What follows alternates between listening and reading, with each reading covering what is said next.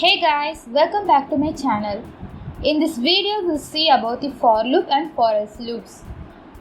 These are a topic we are going to cover today, and the timestamp for each topic is given in the description box. If you want to see particular topic, you can check the timestamp that is given in description box. Let's get into the topic. For loop is one of the control flow statements that help to iterate over a sequence over n number of times. And these sequences may be list, string, tuple, set or dictionary. It can be any kind of sequence. For else loop is also similar to for loop, but here there will be two parts, for loop part and else part. The else part will execute when the for loop fails. Now let's see the syntax. Before we see the Python syntax for loop, we first see the syntax for loop in languages like C, C++ and Java. And this is the syntax where inside the for loop there is an initialization, condition and incrementation. Whereas in Python the syntax is totally different. For keyword is used and variable value is created which help to iterate over a sequence with the help of membership operator. The variable value in the for loop is specifying the value present in the sequence, and the increment will be automatically done in Python language. Hence, comparing the syntax of Python language and C++, in Python there will be no need of curly bracket. Instead, it uses indentation and colon to denote the block of code. The for else loop syntax is similar to for loop. When the for loop fails to execute, it jumps to else part and execute that block of code. Now I open my Jupyter notebook. Let's do some hands-on related to for loop. The first example that I'm taking is for loop over the list. So I'm going to show you how to iterate over list with the help of for loop. So I'm creating one list named list1. So I'm giving some numbers inside the list. So this is the numbers. So I'm going to iterate each and every element present in the list using the for loop. So for is a keyword that we have to use, and value. What value? Which value is there? The value present in the list 1 we are going to iterate. So for value, in is the membership operator. So this is the syntax to iterate over element in the list. So if you give print value means it will print the output, that is the element in the screen value.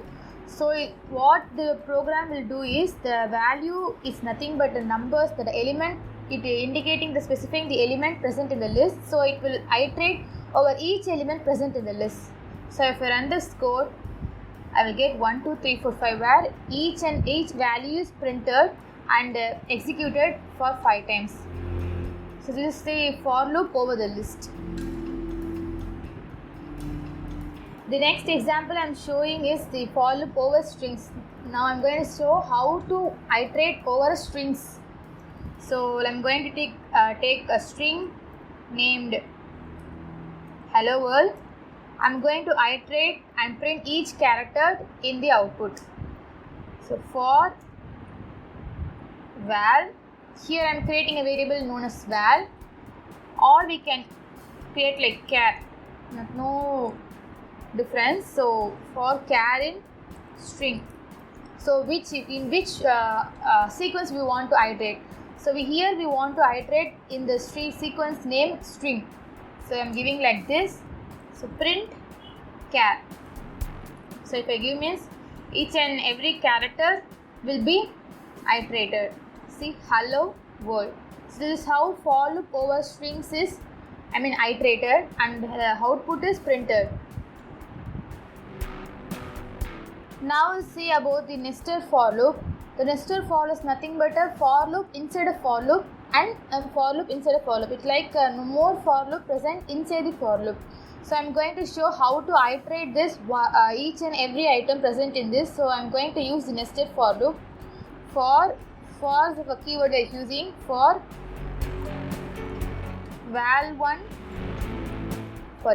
for list in list2. If you take me here means for list means this all list I am specifying now. For list in list2 and for num in list.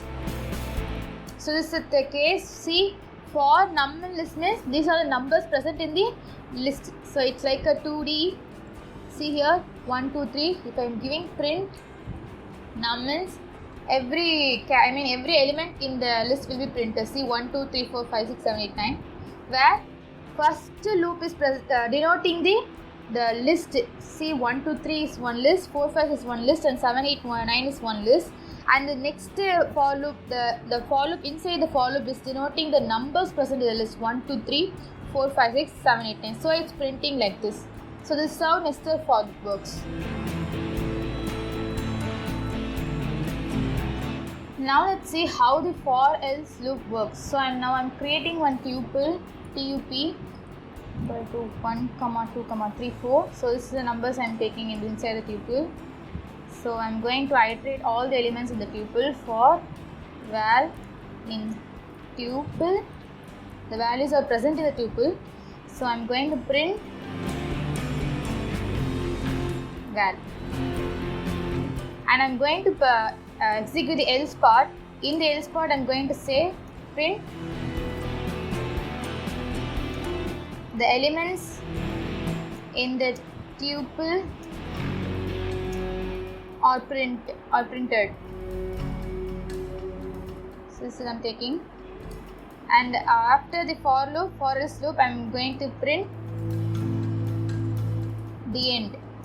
So this is the program I'm creating now. So I'm going to run this program now. See, 1, 2, 3, 4. The values in the tuples is printed, and after the for loop fails, it printing the element in the tuples are printed. That is it executing the else part. And after the else part is the next statement in the program. The end, print the end is printed in the output. So this is how the for else loop is working.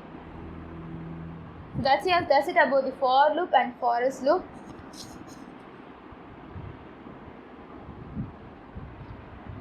Thank you for watching this video. I hope you guys understood this video. If you like this video, please click the like button, share it with your friends, and don't forget to subscribe my channel.